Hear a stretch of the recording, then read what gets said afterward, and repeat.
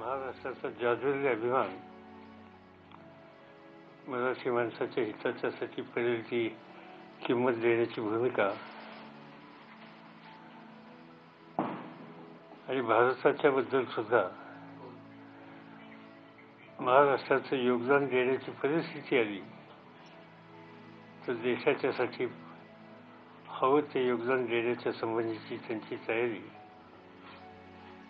हे बाळासाहेबांचं वैशिष्ट्य होतं. मराठी भाषेच्यासाठी, मराठी तरुणांच्यासाठी, मराठी माणसाच्यासाठी, मुंबईसाठी, महाराष्ट्रासाठी अनेक वेळेला त्यांनी संघर्षाची भूमिका घेतली. या संघर्षाच्या भूमिकेमध्ये अनेक वेळेला आम्हा लोकांचे त्यांचे मैत्रीचे घनिष्ठ संबंध असले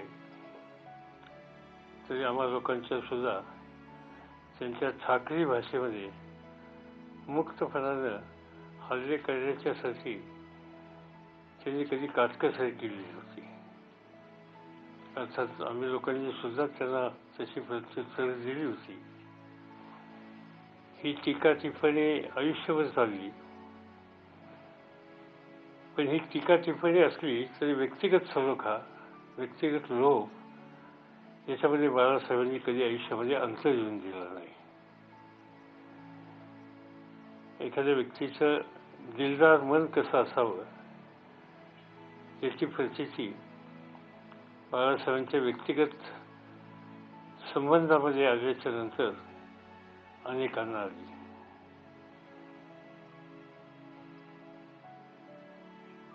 काही प्रश्नाच्या बाबतीत आम्ही संघर्ष केला, काही बाबतीत आम्ही एकत्र राहिलो.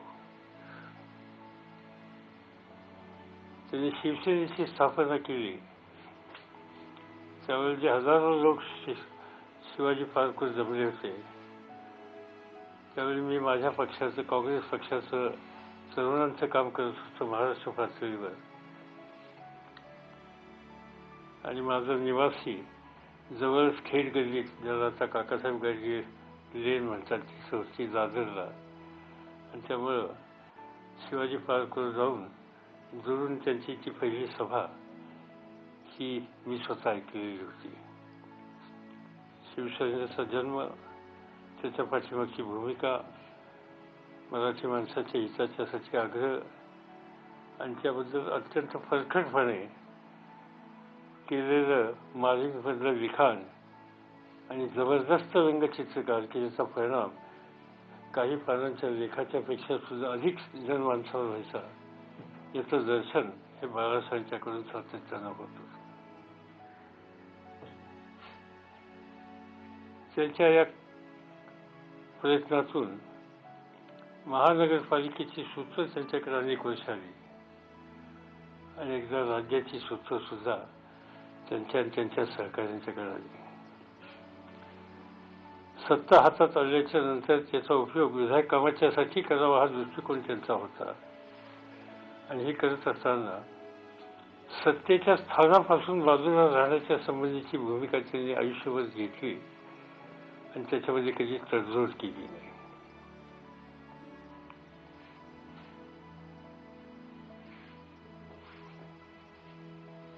आज अलीकडे त्यांची प्रकृती बरी नव्हती. 2-4 महिन्याच्या पूर्वी लीलावती हॉस्पिटलमध्ये असताना मी त्यांना भेटायला गेलो. 5-10 मिनिटासाठी बसायचं ठरवून गेलो, पण जवळपास 1.5 तास मुक्तपणाने आम्ही गप्पा मारल्या.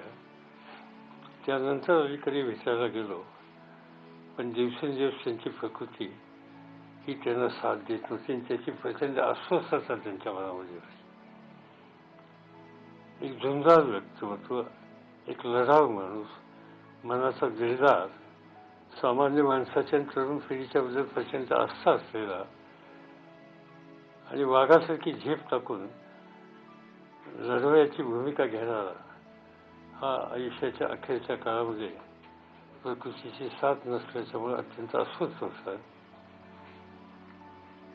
बाळासाहेब आज नाहीत, पण बाळासाहेबांनी राज्याला दिलेलं योगदान त्याचं स्मरण हा महाराष्ट्राच्या इतिहासाचा हिस्सा ठरल्याशिवाय राहणार नाही याचा मला पूर्ण विश्वास आहे.